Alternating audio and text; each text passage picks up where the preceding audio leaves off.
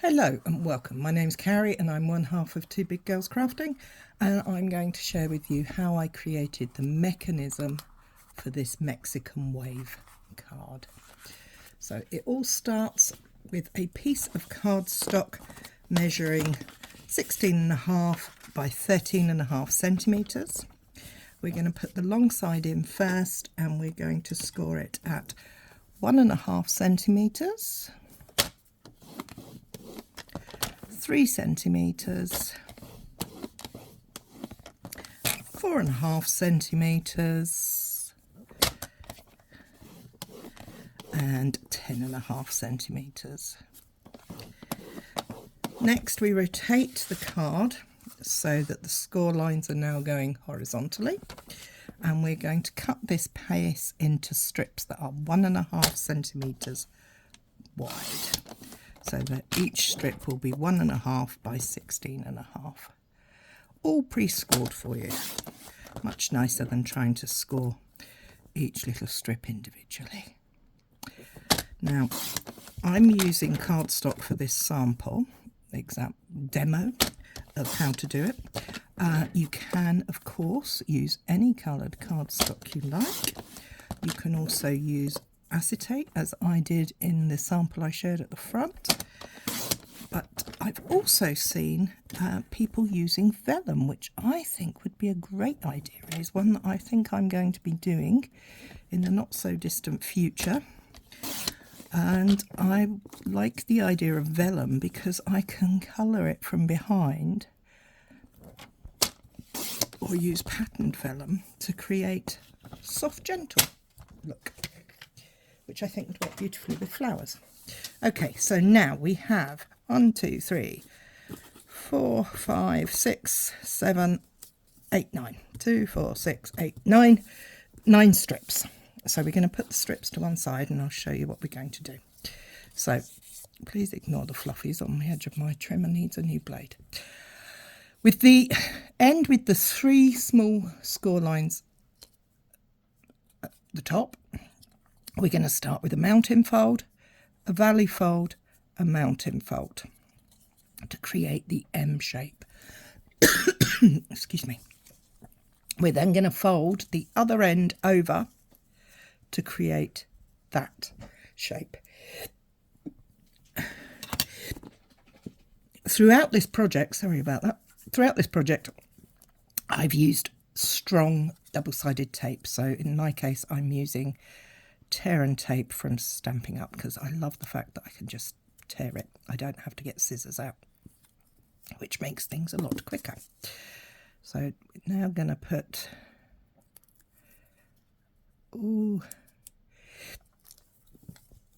attach all the pieces the same way so that we create this spring wedge. I suppose it's a bit like a cake wedge. Again, mountain, valley, over the top.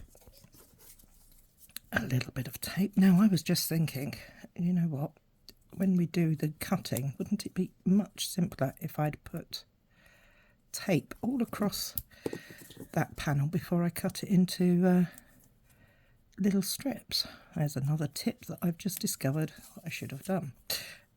Oh, line that up, push that in. I do apologise for the coughing and sneezing. It's that time of year. Well, for me, it's every time is all times is the right times for coughing and sneezing. But hey ho. Okay, I'm just chattering away here while I do these for you. Okay. Now, this looks complicated, but I promise you, once you get the hang of it, it will be a lot easier than you think. It also, the size I've created here is what I've used in a standard C6 card base. But I think you could very easily change it up, make your strips wider, you could make them longer quite easily. It's one of those times when you realise that when we learnt maths at school that we thought we'd never use, actually we do use it, we just don't recognise that we use it. Work out equal measurements and all that jazz. Okay.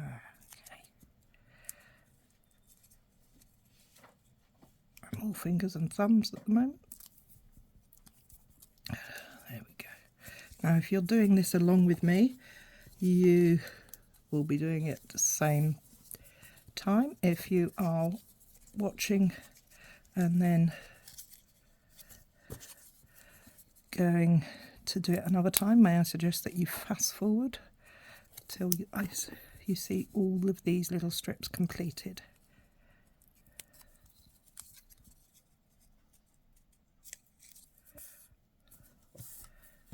Nearly there.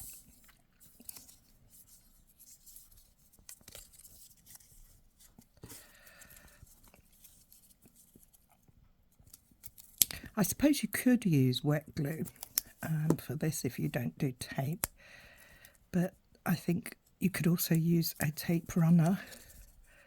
I think personally for cardstock it doesn't really matter. For anything else I think you'd have to use the medium that is correct for your strips. So for the acetate I used strong tape. For vellum I'd probably use a tape runner.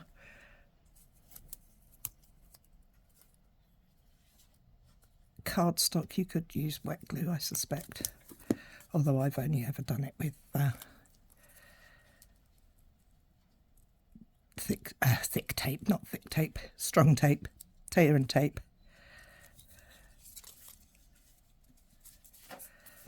Okay, last one. Here we go. Mountain, valley, mountain, fold over and attach.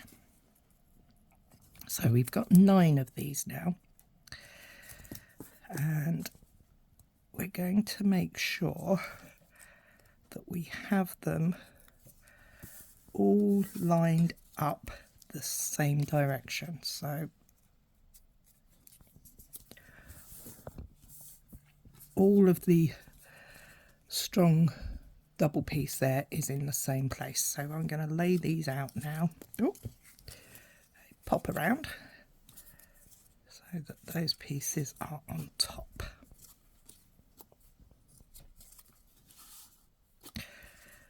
We want some uniformity in this, it gives a far better finish, I feel. So let me just clear that off. Now, next thing we're going to do is we're going to place our tape on the panels, on these panels, because what we're going to do is we're going to build them up to create that wave effect. So once again, my tape is my friend today. So I'm just going to place a strip of tape down the left hand side of it, of each piece, so that they are the same.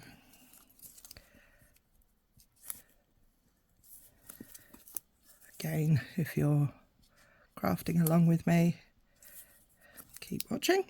If you're not, fast forward until you see that all the pieces have the white pieces on them.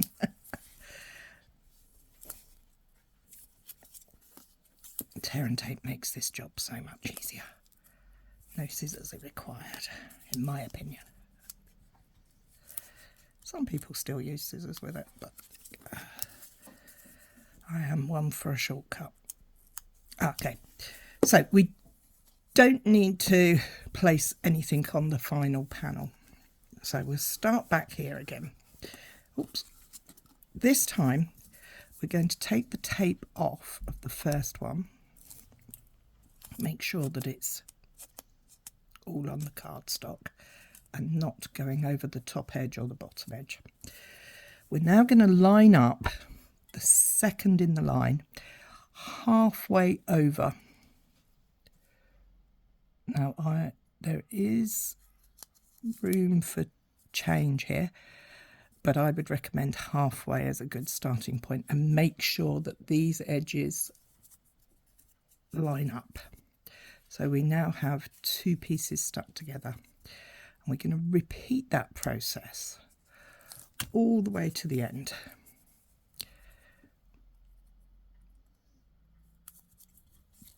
There we go. Again, making sure that you have nothing that's going to impede the mechanism as you're going along. These lines up, these line up. This is a bit fiddly if you have sausage fingers like myself. If you don't, this will be child's play. In fact, this would make a fabulous card for a child. It's very interactive, and a great surprise when you open the card and the objects pop out at you. There are lots. If you're not using metric, there are quite a few tutorials out there that share it in different imperial sizes. Okay, so we're on our final piece. We're going to place that in place. Put that in place. Okay, so we now have the fold, the Mexican wave, the wave, whatever we want to call it. Now, the next part you will need is a card base with a panels at the top and the bottom on the inside. You also have two choices about which way you can make yours go. Mine went like that, but it could also go like this. So what we're going to do is we're going to place adhesive on the unstuck panels.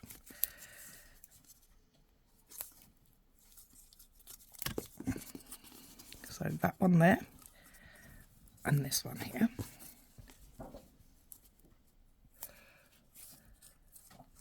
Nearly finished. The next step is quite important. I would recommend starting with the top piece. What you're going to do is take your tape off or expose the adhesive on that panel.